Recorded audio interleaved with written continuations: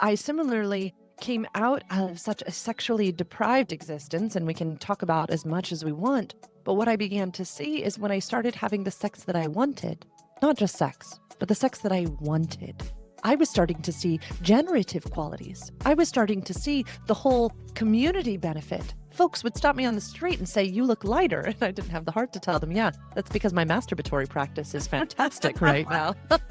But that was why, is that I was learning to make love with myself and with others that aligned with my own values, my own ethics. Welcome to the Sexual Empowerment for Women podcast. I'm super happy today to talk to Lauren Elise Rogers, and she's calling from Virginia. And she's a certified holistic sexuality educator and certified embodiment, intimacy, and relationship coach. Welcome, Lauren. I am so glad to be here. Thank you for having me. It's just so nice that we can connect from the other side of the world, and it feels really exciting. It's like, wow, we can get all this knowledge. Couple more words about Lauren, that she's got real commitment to helping people to create fulfilling relationships and vibrant sexual lives. And she's founded Sex Ed for You. And it provides clear, compassionate, comprehensive guidance on intimacy and relationships on sexual health. So we're going to be talking sex ed today. Let's do it. What else? I really love how when just before I started to record, how you said sex is just part. It's not everything. If we start with that, because what I know from relationships, and I work, I'm a relationship therapist, that when sex doesn't work, it becomes like 90% of the thing. But when it works, it's actually only 20%. Yes, that is exactly why I say that sex is not everything. It is just a part of everything. And I think that it's crucial for us all to know that, no matter our relationship status. Because, yes, I have seen it destroy, the lack of sexual intimacy destroy completely healthy relationships, as I'm sure you have too. This one piece is off. And so the couple feels that everything is off, even when it might not be. And then I've seen, couples who have lots of sex, or just the sex that they want to have. And it's not even a part of their conversation because they are so content with the sex that they are having. And so I think it is beautiful in my work to constantly remind ourselves that the World Health Organization says that sexual health is fundamental to the well-being of individuals, families, and communities. And I think that is such a beautiful concept for us all to understand, that individually, we have a right and responsibility to know our own sexual bodies, and that in relationship, we have a responsibility and a right to know and understand what it is that we enjoy sexually. And then that truly benefits our communities is one of the most beautiful things, that the sex we have could heal the world. I know, because my experience, I come from a history of being sexually abused and not really liking sex. And that's how I got into this work. I used to be a chartered accountant, and then I got into this work. But for me now, what it feels like, it's like making love. It's like I'm making more love in the world, in my body. And it's like the whole body starts to vibrate. And it's such a physical thing of how to actually bring more love into the world. Yes. And I similarly came out of such a sexually deprived existence, and we can talk about as much as we want. But what I began to see is when I started having the sex that I wanted, not just sex, but the sex that I wanted, I was starting to see generative qualities. I was starting to see the whole community benefit. Folks would stop me on the street and say, "You look lighter." And I didn't have the heart to tell them, yeah, that's because my masturbatory practice is fantastic right now. But that was why, is that I was learning to make love with myself and with others that aligned with my own values, my own ethics, and what I truly wanted. And it was life-changing and community enhancing. I love the community. I love this community enhancing. But the piece is if we can talk a little bit how it actually affects women, because sometimes when women have sex they don't like, they say, "I don't want sex." But I actually see how when we don't have sex that we like, it affects us. It does something like it constricts our bodies. I wonder what's your experience? Yes. I often have folks come into care with me, and they will say, "I want sex more." And I'll say, "Well, wait a second. Tell me about the sex that you have." "Well, I just don't like sex."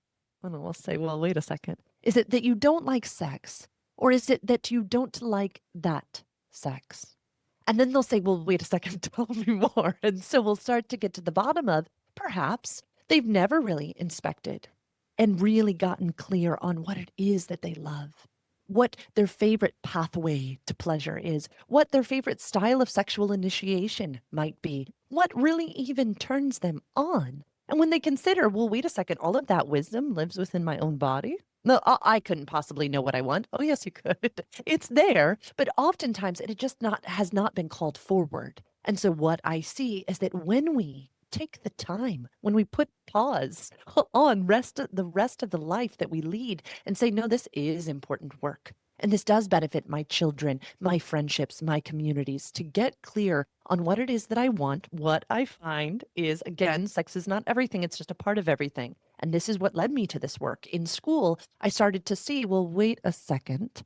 I'm learning sexual communication skills, but these communication skills would be great in the boardroom. Well, wait a second. When I know what I want, now I can express what I want, and I show up better in business. I show up better with my friendships. And so what I Everywhere. see is, yes, that it really, truly affects women all of the time. We just have said, oh, we're not sexual creatures. It's men who want the sex. It's not us. Yeah, this is like But I want to do a TEDx talk one day, and the last sentence of the real empowerment and equality for women is going to come when we want sex as much as men do, when we're really there with that, yes, and we can do yes, it right if we really want it the way we want it, then we want it. yes. Yes, and I have stumbled into so much research on the fact that this script that we were given, that men are the ones who want sex and women are the ones who don't want sex, really started to only come about when we started looking at property and land ownership, which is so funny because all of a sudden we needed women to be married to men and then to have an heir. We needed to be able to pass down land ownership. Until then, we were kind of earth roaming people. We were having fun. Women were choosing their sexual partners. Emphasis on choosing. So interesting that when women are in choice, they are able to decide for themselves. When I studied this concept of limerence, that there is about 1.5 to 2 years of infatuation with another, and that its roots are to anthropologically. A woman was to draw a mate to her through her pheromones and through all of these other sexy things. And then she was to keep him, in essence, under her spell, I kid you not, of hormonal cocktail for 1.5 to 2 years. So she could bear his child, so she could nurse the child and be protected in her like vulnerable state. But then, get this, it behooved her for him to fall out of limerence with her so that she could go attract another mate, and diversify the species. So when I think of that, and I think of our power of choice there, that we were getting to be in choice, we were getting to say, you, okay, yes, you look like, right, your shoulders and your back or whatever would make a good father. And then I keep you under my hormonal cocktail and then shoo shoo. Now I go choose what I want again. It is fascinating to me because then women were in choice. Now, I think that we've come a long way. We don't need that model anymore. But it is so important to me that women understand that they can like sex. They just need to decide what the sex is that they want. And with that, I looked at that research out that women are polyamorous by nature. I feel like it's the guilt that really stops us. And also being where we're at right now, actually, I want to commit to one partner rather than having multiple partners. But then sometimes our nature is here, like we don't have enough variety. And it's like, well, we've been together for 30 years. And what do I do there? Yes. Yes. And so I love to teach my clients how to, what I say, titrate eroticism. Okay. Oh, tell us. Because yes, when we look at, again, anthropologically, we're not meant to be these monogamous people with just one partner forever and ever again. And yet we survive better in pairs and in groups. And it's a lot of work to maintain many relationships. I get it. And so sometimes it is a choice. And I say that there's such a difference between compulsive monogamy and chosen monogamy. And so if someone is choosing a container of monogamy, guess what? You still don't have to have a boring light, but we must learn to titrate eroticism. And the way I do that is I often help my clients discover their core erotic themes. So we could do a little digging together if you want to, just Yes. on this kind of, okay, let's do it. So our core erotic themes usually were informed by our peak sexual encounters. So all of the audience can consider their two hottest sexual memories. Okay. Now, use whatever comes to mind. Oh, good one. Whatever. Okay, keep this in your mind because I'm going to give you another prompt. So keep this one. Usually it's the quickest thing. So clients will sometimes feel guilty about the first thing that pops into their minds. And I say, no, no, no, that's not this game. That is not this game. Whatever. And if you're having trouble with it, I want you to think of you want to be turned on for some reason. Okay. And the thing that you know is going to turn you on most readily is, okay, that's what you need to go with. Okay. So now keep your thing, keep your memory. Now I'm going to ask you about these 4 cornerstones of eroticism. And I want you to tell me which one jumps out from this story. Okay. So Jack Moran did all this research on thousands and thousands of sexual people and found that we all kind of utilize these 4 cornerstones when it comes to our peak erotic encounters. So the first one is longing and anticipation. No, yeah, that's Okay. the one. I was like, this is so.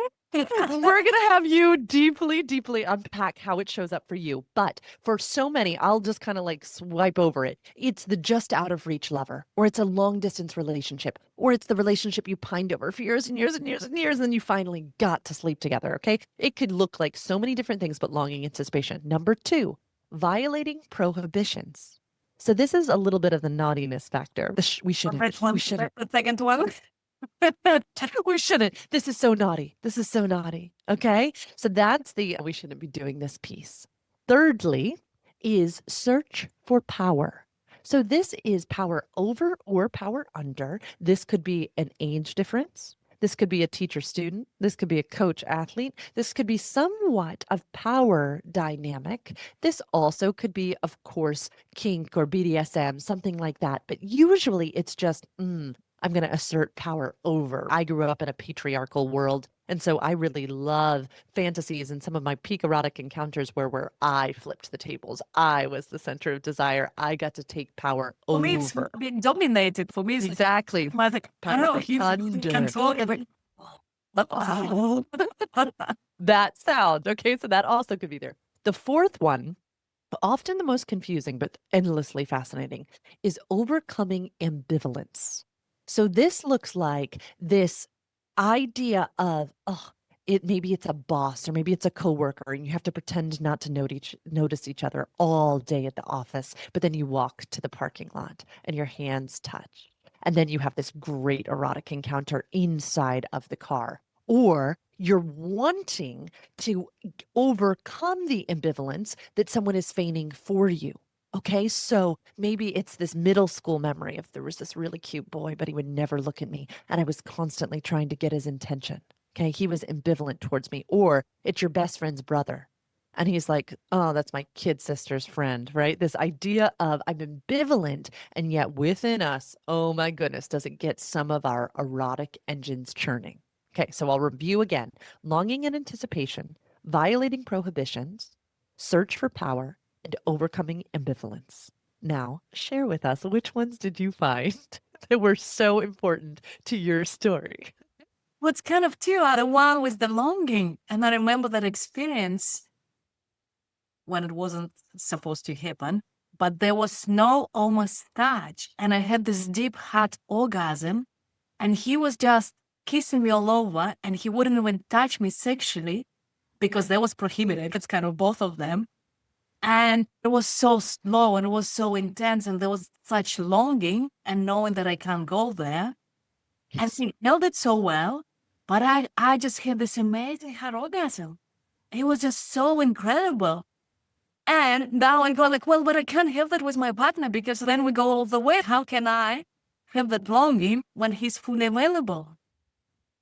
Beautiful. So you let us in with a perfect segue. What we often find is what makes for amazing sexual encounters is not exactly what makes for great relationships. Yeah. Okay, so usually we choose a partner who is not ambivalent towards us, who does not assert power over us, who's egalitarian, who loves us, who shows up, who doesn't make us anticipate, and who we are in relationship with where we do not violate prohibitions. We respect each other's boundaries. So I have so many clients show up and say, why is it that I had this amazing heart orgasm there, but here, ugh, I'm like, So I say, all right, we're going to uncover your core erotic themes. We're going to uncover these cornerstones that are so important to you. So this is how I could play with this. And you, I'm sure, could then build upon this. So when longing and anticipation is a piece of our own core erotic themes, I like to encourage my clients to create more separateness. So it's one of my big ones too.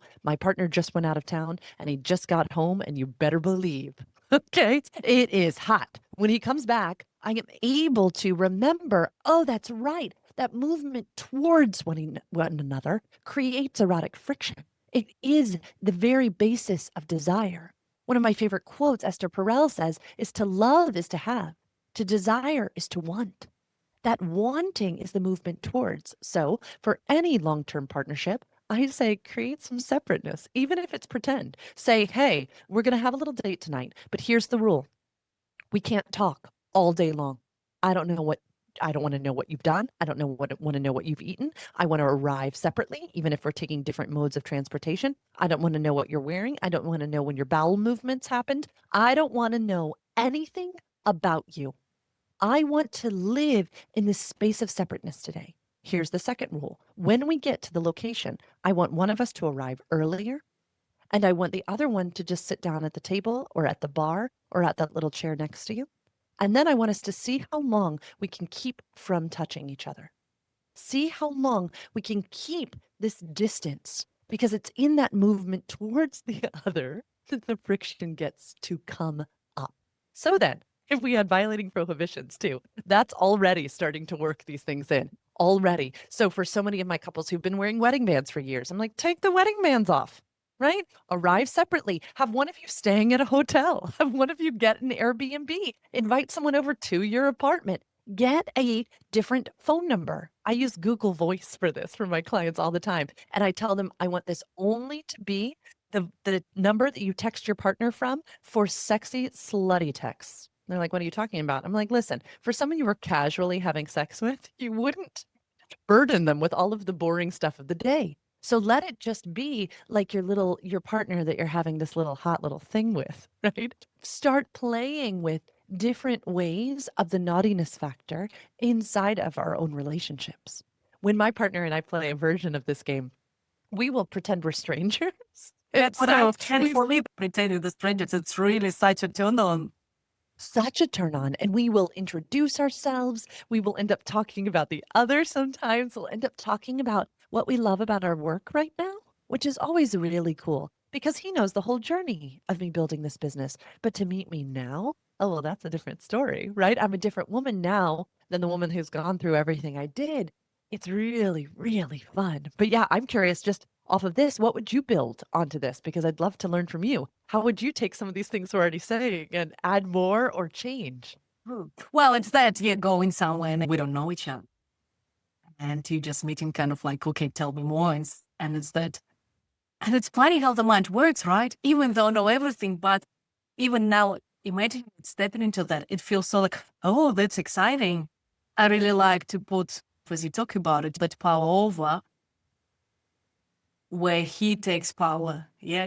Because, and then the dynamic when we work, we're always equal and everything. What do you want? What do you want? But actually, to be taken, that's the fantasy is like, oh, and that feels so good. And it's very easy to do that when we don't know each other because you don't have that load for daily life. And it just feels, yeah, it feels good.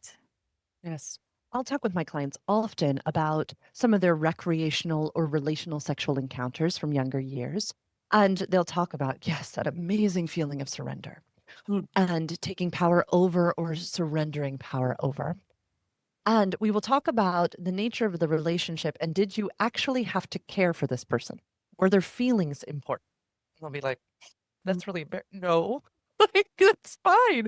It's fine to say because chances are you really care about person you chose as your partner. Good job. Proud of you. Good job in choosing someone who you enjoy and you care for. But there's not caretaking in desire. What we see is that providing care is one of the greatest anti-aphrodisiacs. Coming into an erotic encounter and getting to say, take me. It's really freeing. And so being able to find ways in which we can have a little adventure, have a little escape from life is so healthy. Emily Nagoski, in her new book, Come Together, talks about the 4 different reasons that individuals desire sex. And those are connection, feeling pleasure, being wanted or desired, or an escape, a little break from reality. And that escape one, that break from reality one is my favorite. I love that for just a moment, sex can take me away from now. Tell me more. Yes, I love that reaction. We're talking about it. It's like, I want to meet in Paris. We need to fly to Paris and meet Beth. Oh, I like that. That's an escape from reality. Yes, you can go to Paris, or you can close your eyes and go to Paris. And I think that's one of the best parts about sex is that it's not necessarily something we do. It is someplace we go and some things that we allow ourselves to move into. And I think that's one of the deepest problems with the sex that many women are having is it's just boring. It's not interesting to them. The fact that we have these brains that we know can watch a television show or a movie or read a book or read erotic literature and be transported, why are we not using these things all of the time? Quite often women come right and they say, I lost my desire. And there's a caretaking thing because what I see that the biggest desire killer is that when we do sex when we don't want to, in order to, have peace in the relationship. But that it really goes with that caretaking piece, huh? Like, what can you say? Yes. Yeah. Yeah. I so often I will ask a client who comes in who says, I've lost my desire, which 99% of the time is not actually a thing. I will ask about, this dynamic. And I will say, well, tell me this. You're telling me that he's inviting you to have sex. Do all invitations to sex feel like an obligation? Sex. And they'll say, oh, yeah, totally. I'm like, well, yeah, I wouldn't want that sex either. I really wouldn't. And so what I will usually do there is what so many of us around the world do is say, we're going to put a pause on sex altogether. You can't have sex anymore. And they will look at me and say, what? And I'll say, no, we're taking sex off the table. Now, sometimes I am not kidding. That alone changes everything because what does that do? It becomes a prohibition. So Jack Moran has this amazing erotic equation, which is attraction plus obstacle equals excitement. So when you give a couple who's been married a long time an obstacle, we'll watch them try to overcome it. So sometimes I say, take sex off the table. I literally have a couple that I work with who we did that. And then they came back 2 weeks later and he's nudging her and he's like, tell her what you did. Tell her what you did. I go, tell me. And she's like, I had sex with him as soon as we got home because I wanted him so badly. I said, from leaving my office to going home, she's like, yeah, just this idea that he couldn't have sex with me made me want sex with him. And I said, interesting, isn't it? The moment we took off this pressure for you to provide sex for him, to be this service, this caretaker, well, then all of a sudden we started to find your desire. So Dr. Betty Martin has this incredible wheel of consent, and it is one of my favorite modalities. But I find that so many people in female bodies, we've been conditioned to be these human service providers. We serve. We're really good at it. I'm glad. It's usually a superpower. We build businesses. I'm proud of us. Go us. And yet, it can be, again, the greatest anti-aphrodisiac because we have a partner who says, will you have sex with me? And so then we go, I don't really want to, but yes, I will. Also, first, I'm so sorry. Poor husbands who have to receive that, right? Because it's a, oh, sure, I guess. Yeah. Okay. So that is one way of giving a gift. That is. And then he can be an acceptance and great, wonderful. You have given the sex, go you. We've been doing it for centuries. All right. But there's another way to give and receive gifts. And that is this idea of taking and allowing. Usually we put taking in such a negative light, but taking is where desire lives, right? Taking is good. Taking is where wanting lives. And so when we take off this idea of service as sex, and we take that off the table, well, isn't it interesting that so many women are like, oh, well, here it is. Now we find ourselves going, I want to break this rule, and I want to devour his body in this way, and I want to have an orgasm in this way. Oh, and now he's allowing me to break Lauren's rule, and he's allowing me access to his body. And he is for the first time now giving the gift of himself. And I'm the one receiving the gift through my taking. And what I find is that for so many women, that's all it takes is just put us back in our power, put us back in our agency, and stop making us these caretakers. And sometimes that just takes this idea of, wait, let's stop having sex out of obligation. Let's start having sex that is led by our wanting.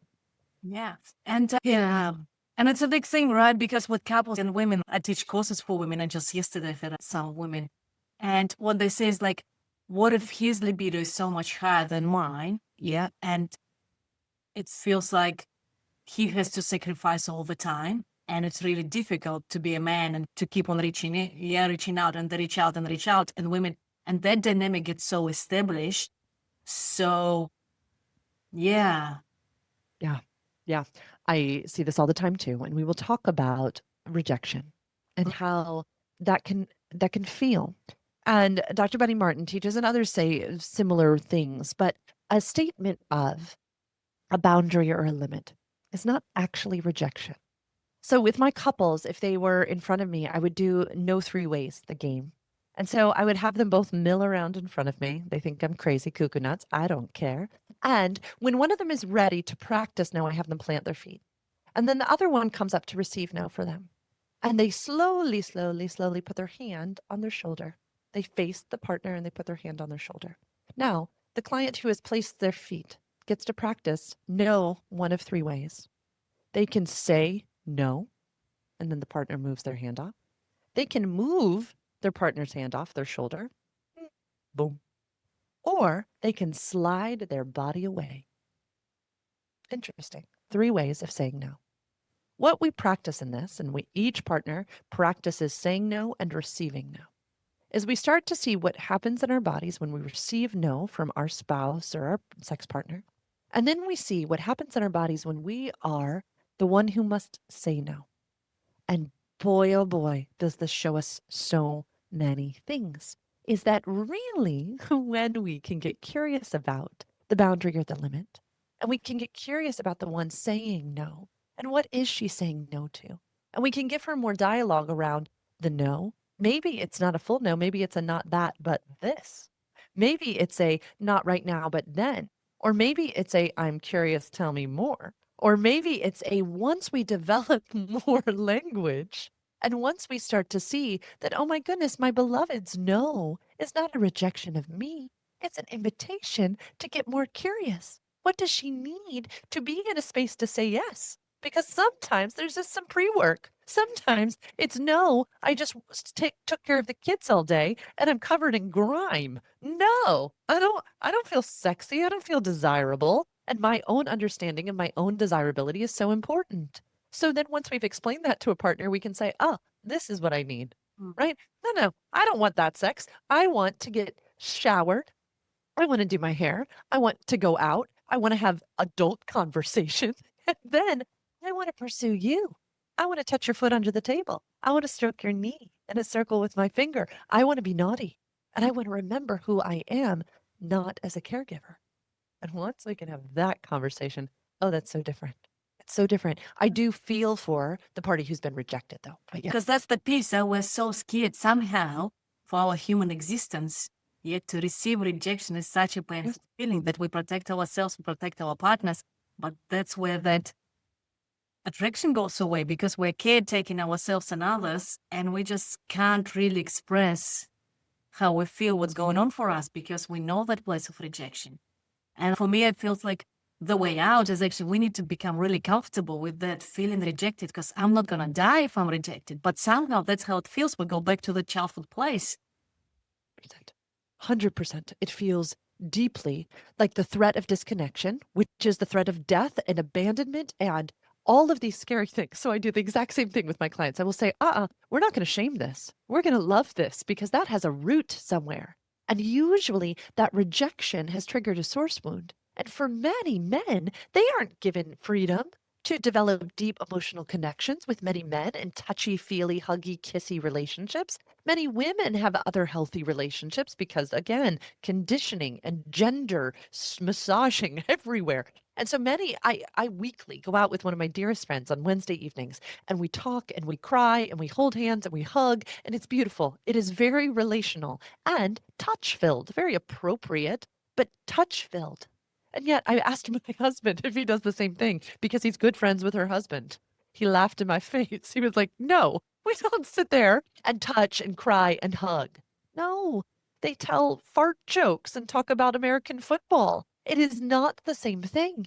And so we have given people in male bodies such a small window of this is where you get to get emotional connection.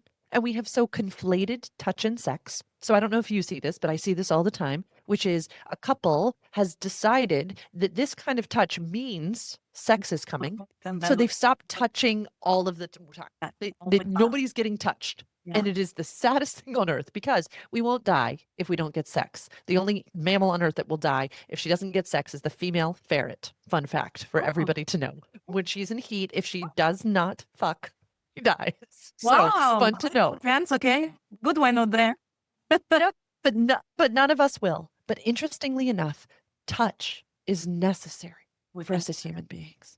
Yes, there have been endless studies done on it. We need touch. And so it is paramount to me in my work with clients that we deconflate touch and sex first and foremost, that we introduce healthy forms of touch back into the relationship. Because I'm not okay with us withholding all that from one another. I really am not. And I will talk with my clients about that. We need to reestablish safe modalities of touch inside of our partnerships. Sex? No, whatever. We'll get to that. We got to find safe ways to touch each other. And if that is not possible, then we need to maybe think about uncoupling. Because if your body does not feel safe to do platonic or first or second gear touch that's affectionate and kind, then that might be the sign of something deeper. And I deeply believe that we all need touch. And so that might be something that we see, we should uncouple and go find someone else because I want us all receiving healthy and consensual touch. Well, and I also think that, especially for men, right, that desire for sex is actually, some of it is actually desire for touch. And once we can separate it and get that touch, then it's not as intense. And because of also what I see in men, that it's that feeling of being wanted, feeling of being desired. So women think it's all about just sexual pleasure for men. But what I see is actually that feeling of being wanted, desired, and touched. And that's all gets attached to sex. But you can get those feelings even if you don't have sex. And to me, how beautiful is that? That we have this opportunity to provide this deep, deep need and longing of our partner's life. And yes, that we hold such power here. And yes, they have been conditioned to think it is sex, but it's not sex. They have been told that that's where they get their worth and that's where they take pride, right? But it's not. They were just told for so long that, okay. Lauren, tell me, what do you feel like in your work? What is the importance of sex for men from what you know?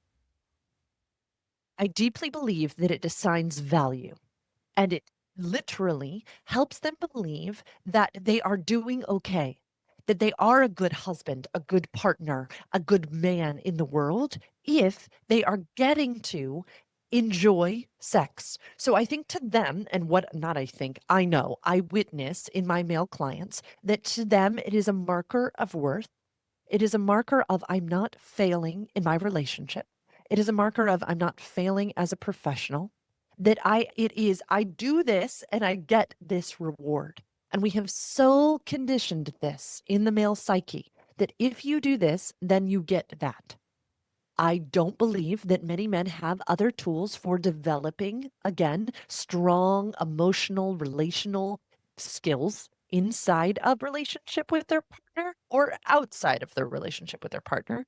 And so they have put so much weight in this one thing. And Esther Perel often calls it the language of the body. And I love thinking about this because so many little boys in cultures all around the world are playing sports and using their bodies and roughhousing and wrestling and doing all of these beautiful things to figure out where they stand, right? They're pushing a buddy over, right? I love watching little boys play. It's wild, right? And then he gets up and they're like, they all do this laughter thing, right? It's really wild to watch little boys play. They learn through this physical connection. And so then they get inside of this relationship where they thought that sex was going to be the way they got to communicate love, affection, desire. And yet, women were conditioned in a totally different way. We were conditioned through service and through communication. And so we find ourselves, literally speaking, one of my favorite authors calls it Turkish and French. So we're just talking two different languages. I do think often that the want is the same. Yeah. It's connection. It is. We're just speaking two different languages. So I love to say, it's not that I want your partner, your male partner, to want less. I don't actually. I think his desire for sex is great. Let's keep that there. What I want is for you to get to want that more. For us to find a way in which it's okay for you, woman, to also carnally desire sex. That it's also okay for him to develop these skills over here that make you desire him. So it's okay if he is developing his relational skills, his ability to speak to you and take you on dates and find you curious. I often say that curiosity is the key to intimacy. When a woman feels unknown, oh my, that is the edge of the erotic. And so if we can keep ourselves curious about our female partners, oh my gosh, watch them become turned on, watch them feel interesting. So I don't want men to feel badly for their want of sex. Great. It's conditioned. It's wonderful. It's fine. But let's find a way to also normalize her sexuality and applaud that more and find more ways for you to find worth and value inside your partnership aside from just sex. I was talking yesterday to my woman that asked me this question. It's finding that resonance rather than, because for now it's almost like I have to sacrifice something, he has to sacrifice something, or we have to compromise, and that doesn't lead to desire. But actually, how can we find resonance? I love, oh, that's good. I might take that from here. I love resonance.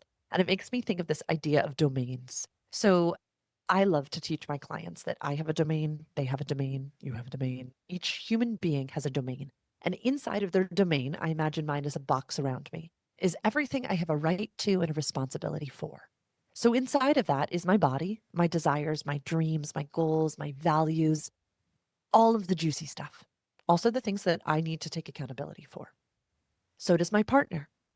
I love to say, and this is a quote by Robin Dalzin, that every aspect of human relationship is a negotiation, this is that resonance piece, of the third domain, which is the space between us. The we. So interesting. And so interesting that you said, I feel like I have to give something up or he has to give something up. Yeah, that's because most of us grew up in households where our domains were not really respected or protected. We had parents who reached through our domain and took from us. Or we were taught from a young age to just pour out, not to notice our limits, not to go limits first, then joy, then generosity, not to negotiate in the third domain. So once my clients can figure out, no, you're not giving up anything to give him sex. Nope, we're going to negotiate in the third domain, that windy space, that resonant space. This isn't a giving to get. This is not, no, compromise. This is negotiation. This is coming to an agreement that serves both parties. And when my clients are business people, which I work with a lot of entrepreneurs, I will talk about business contracts. I'm like, would you ever go to the table and think that both parties weren't coming with their wants forward? No. You would assume that if you were doing a business deal, company one and company two were both coming with their wants. Yeah, we're going to try to find an agreement that satisfies both of our desires. Yeah, well, you're company one and company two. And they're like, oh, I could do that. Exactly. We want to make agreements that serve all. And it is possible. We just need to understand that we're not threatening my domain or your domain. We are simply making an agreement in the third domain. And it's resonance. So juicy. Get that weeness. They call it when I work with couples. I'm not working for you, or you are working for the weeness in between, and that's the space in between. This is that when I have that boundary in myself and my partner has it actually becomes way more attractive. And we think that if we just please and go for it, that's the way to go. But actually, it removes that attractiveness. It removes that wanting because we're just like, I can have anything I want. What's the point? Yes. So that made me think of, in my field, I work all day, every day, Wednesday through Saturday, sitting with individuals and couples around the world on Zoom. And so my posture when I am doing that is in a posture of service, as it should be, right? A client is coming to me saying, will you do this for me? And I am saying, for this price, yes, I will. Beautiful. That's transactional. It is juicy. It is wonderful. It's my favorite thing. And yet, at the end of my work week, I often have a hard time moving into a sexy and romantic space with my male partner. So we have a ritual that I would love to explain because anyone is welcome to make a sex ritual. I highly recommend. So ours is on Sunday mornings because it's my first day off. And our ritual consists of all of these following things. We call it our container or our space to play. And it starts with a tray that we carry up from downstairs with a carafe of coffee, a little creamer, it's very precious, and 2 coffee cups. And we bring it to our bedroom and we shut our door. I have a 15-year-old, so the 15-year-old's not allowed, but she knows. She calls it our time where we get freaky. That's what she calls it. She knows what's happening behind those doors. But little does she know that all this happens. So the coffee part of the ritual is very important because I want to feel nourished. I want to feel cozy. Then we just talk. We just catch up. Sometimes it's funny stuff. Sometimes it's hard stuff. Sometimes it's a wound that one of us inadvertently caused the other that had an impact in some way we didn't know. And this is the first time to be able to really attune to that. So sometimes there's apologies, accountability, anything. Sometimes it's just silliness. Then, this is a silly part of the ritual, but it's important. We go on Zillow, which I don't know if this is worldwide, but it is, in essence, we are looking at houses that we could never afford, that we'd never want to buy, but it feels really fun to look at real estate. And then Okay. this is the one that live in years. I like that. Okay, go to Paris. Remember how you were like, I'm going to go to Paris. Look up Paris real estate. I'm not kidding. I think what this does in my brain, I have no real research on this, but I know what it does in me, is puts me in a place of anything is possible. Yeah. It's like, This life that I've chosen is simply what I've chosen. I could choose a different life at any time. I really could. And what would it be like to live in that penthouse in New York City? What would it be like to live in that little Parisian apartment in Paris? What would it be like? And what that starts to do in me is move me out of service, move me into breath and space. So we do that for as long as we want to do that. Then we play the 3-minute game. And if your clients are not familiar, your audience is not familiar, it'll change my life. The 3-minute game is just 2 questions. How do you want to be touched for 3 minutes? Both parties ask, both parties do service and acceptance. Second question, how do you want to touch me for 3 minutes? That's take and allow. Both parties do both. I have endless videos on it. There's many videos on the internet. Google the 3-minute game. It's life-changing. What this does is move me from a service provider into my own wanting. And so I am asked, Lauren, for 3 minutes, how do you want to touch me? Sometimes that's something really erotic and raunchy that I want to do to my partner. And sometimes it's I want to lay on top of your back. I want your butt up. I want to feel my body. And I just want to rub my face in the back of your head because I want to remember your body is my playground and you are giving me allowance. You are consenting to whatever I want to do. And then I also can ask for whatever I want touch wise. I can say, actually, will you just massage my ankles? My feet hurt really badly. And it is beautiful for 3 minutes to get exactly what I want, both in being done to and both in doing. And wouldn't you know, after 12 minutes of playing, because it's 3 minutes and 4 turns, I feel like a different woman every single solitary week. And oftentimes that leads to a sexual encounter. Sometimes that leads to orgasm. Sometimes it leads to, that was great. Let's go do some laundry. Hop out of bed. It is never a requirement or an obligation, but it most often leads to a connected sexual encounter that is a want in both of our bodies. Now, everybody's little sex ritual is not going to look the same. Everybody needs to craft their own. Sunday morning is my time, but it could be a different day of the week. And it could look like whatever you want it to. Obviously, ours is not expensive and ours is completely sober. There is no like, we didn't go do something. It's in our bedroom and it is my favorite day of the week. It's Bill. And what I hear you say, right, is the change in our states. And that's what's an important piece. So I wonder, we can talk and talk. This so excited. Now I have to talk to you again. There's so many things we can discuss. I wonder if you feel into the women who are listening, and for them, this is so far away, and they don't feel that pleasure, what would be one invitation? Yes.